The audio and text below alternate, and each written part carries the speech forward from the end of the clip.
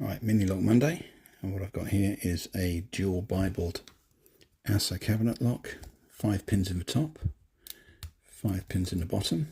First job, push all of the pins in the top Bible out of the way of the core. Then pick the lower Bible. It really is a tiny keyway, which makes this quite a lot more fiddly than it really should be.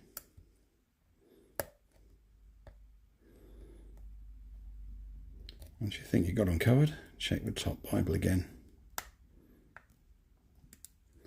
There was a pin binding there, but we've still got one on the bottom Bible.